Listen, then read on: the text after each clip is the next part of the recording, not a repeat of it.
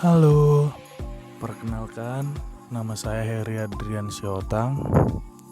Saya mahasiswa dari Universitas Pembangunan Pancabudi Medan dengan program studi Teknik Elektro.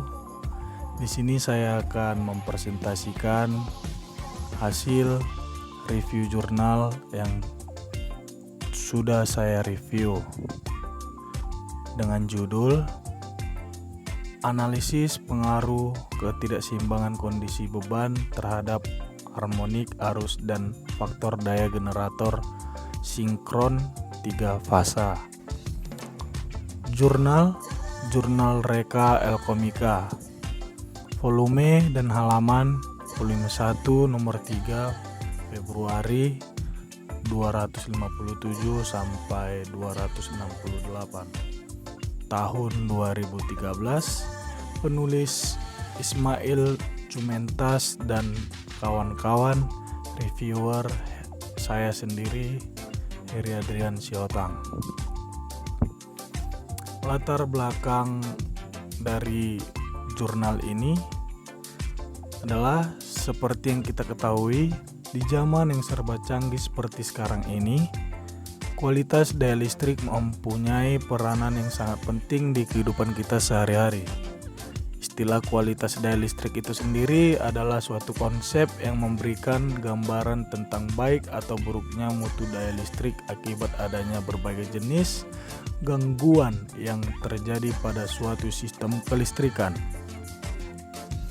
Tujuan penelitian ini adalah untuk mengetahui dampak yang ditimbulkan oleh ketidaksamaan atau ketidakseimbangan kondisi beban terhadap faktor daya harmonik, khususnya harmonik arus. Permasalahannya adalah perkembangan teknologi yang begitu pesat serta beragamnya jenis dan kondisi beban yang ada telah mendorong terciptanya berbagai macam gangguan pada sistem kelistrikan. Dan salah satu permasalahan utama yang sering dijumpai dalam sistem kelistrikan yaitu munculnya harmonik arus ataupun tegangan yang ditimbulkan oleh beban-beban non-linear dan ketidakseimbangan kondisi beban. Metode yang digunakan dalam penelitian ini adalah proses pengerjaan dibagi dalam beberapa tahap. Tahap-tahap tersebut diuraikan secara skematis dan sistematis seperti yang terlihat pada diagram alir berikut di samping. Lanjutannya, 1. Percobaan generator sinkron, kondisi beban seimbang dan tidak seimbang. Seperti yang kita lihat di bawah ini, gambar A adalah kondisi beban seimbang dan gambar B adalah kondisi beban tidak seimbang. 2. Pengolahan data harmoni arus beban dan faktor daya. Dalam menganalisis kandungan harmoni arus atau tegangan pada suatu sistem kelistrikan, ada 2 kriteria yang umum digunakan, yaitu batas harmonik untuk arus atau THDI dan batas harmonik untuk tegangan atau THDV. Adapun standar harmonik yang digunakan pada penelitian ini adalah standar dari IEEE 519 sampai 1992. Untuk mencari batas harmonik arus dan tegangan tersebut, kita dapat menggunakan persamaan berikut. Bisa kita lihat di bawah dengan menggunakan rumus berikut. Hasil penelitiannya, hasil pengujian dan analisis ketidakseimbangan kondisi beban terhadap harmonik arus dan faktor daya generator sinkron 3 fasa dapat disimpulkan diantaranya: 1. Generator sinkron 3 fasa yang dibebani dengan beban lampu pijar pada kondisi tak seimbang cenderung mengalami harmoni arus yang lebih tinggi jika dibandingkan pada saat generator dibebani beban lampu pijar pada kondisi seimbang.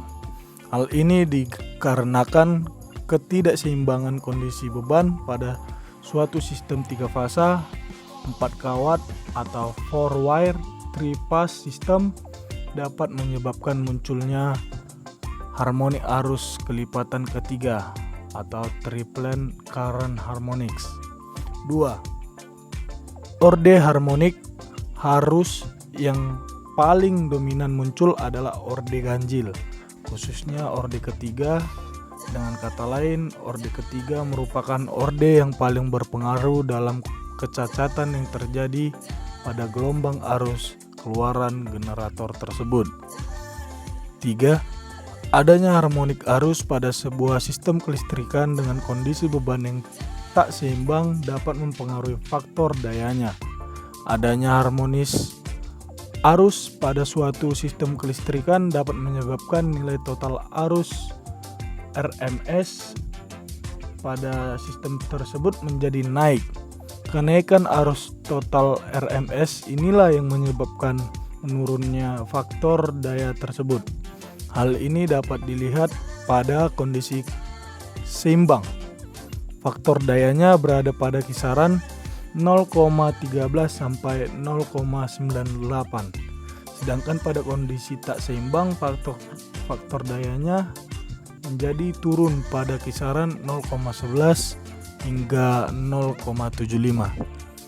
4. Kandungan harmoni arus yang terjadi pada saat kondisi beban seimbang berada pada kisaran 0,2 sampai 7,3%. Sedangkan pada kondisi beban tidak seimbang berada pada kisaran 0,8 hingga 8,4%. Walaupun demikian, harmoni arus yang terjadi masih di bawah batas nilai standar seperti yang ditetapkan pada standarisasi IEEE 159 yaitu 15%. Kelebihan dan kekurangan dari jurnal ini. Kelebihannya adalah metode yang digunakan dalam penelitian ini sangat membantu untuk menunjukkan hasil penelitian yang lebih akurat. Kekurangan dari penelitian ini ialah literatur yang digunakan dalam penelitian ini masih tergolong sedikit, sehingga penguatan secara teori untuk penelitian ini masih kurang. Terima kasih. Sekian presentasi review jurnal yang sudah saya paparkan.